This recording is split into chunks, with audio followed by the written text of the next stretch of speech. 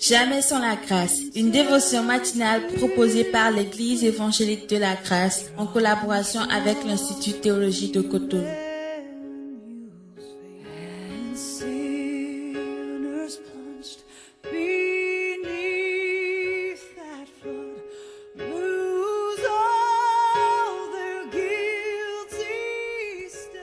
Bonjour chers frères et sœurs en Christ, bienvenue dans la dévotion de ce jour, une nouvelle journée, une nouvelle provision encore pour nous, pour toute cette semaine d'ailleurs. Et avant de rentrer dans ce temps, nous allons prier l'Éternel. Seigneur, merci. Merci pour ce jour que tu nous as donné. Merci d'ailleurs pour toute cette semaine que tu nous as donnée.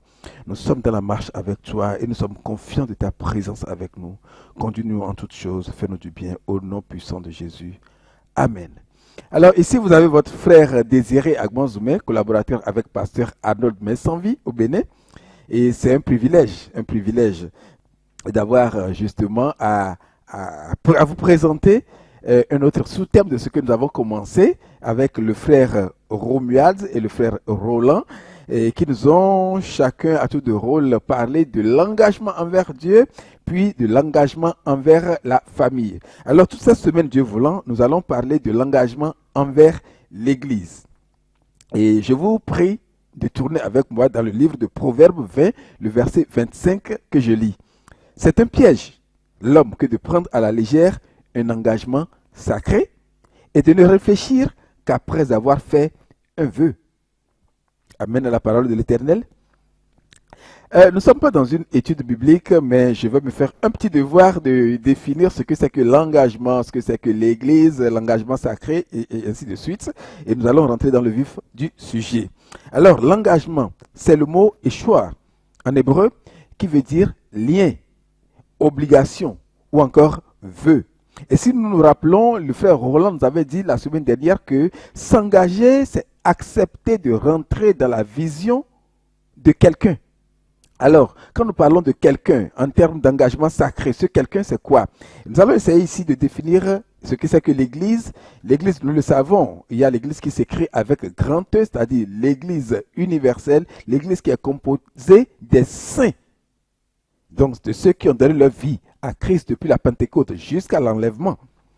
Et il y a également le deuxième type d'église qui est l'église qui s'écrit avec le petit e, c'est-à-dire l'église locale où on retrouve des saints et des non-convertis également, mais avec qui nous sommes appelés à collaborer. Mais ici nous parlons d'engagement sacré. Et ce qui dit sacré veut dire saint, donc engagement saint.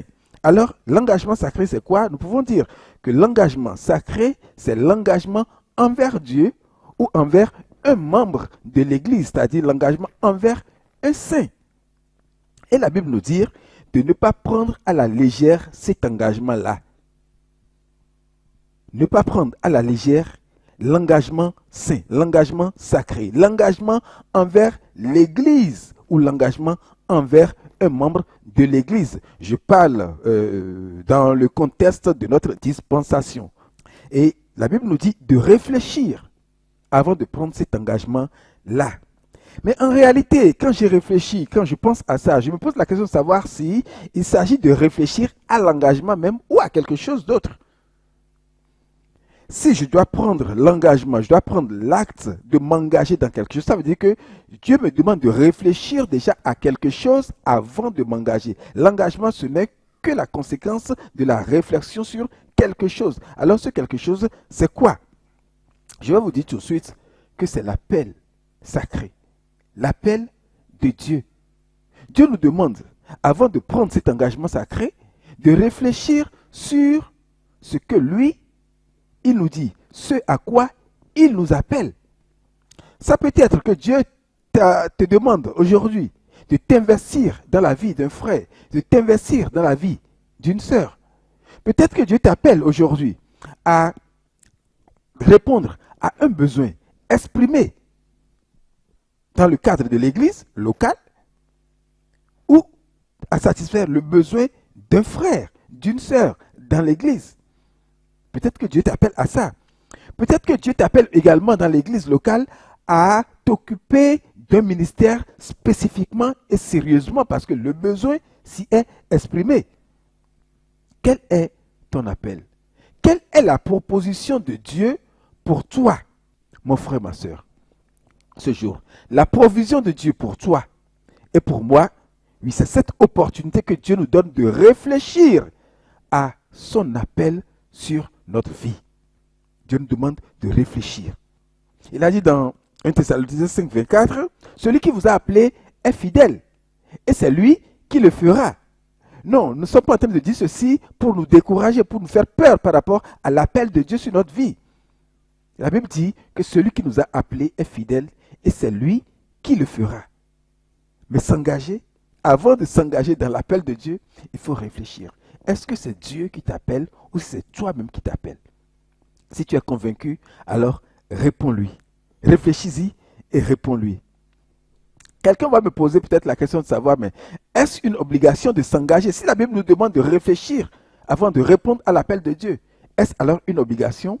Vous pouvez même déjà, par oui ou par non, répondre en commentaire dans cette dévotion et nous allons essayer de voir ça demain, Dieu voulant.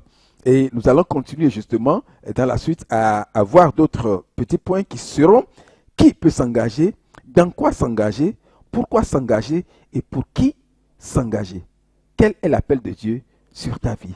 Réfléchis aujourd'hui et sois béni au nom de Jésus. Amen. C'est tout le temps que nous avons. Si vous avez aimé cette dévotion, parlez-en à vos amis. Parlez-leur du message de la grâce et de ce qu'il fait dans vos vies. Pour un sujet de prière, une question ou plus d'informations, contactez-nous. Téléphone 64 88 35 87 ou 96 42 69 05 ou par WhatsApp au 94 75 80 20.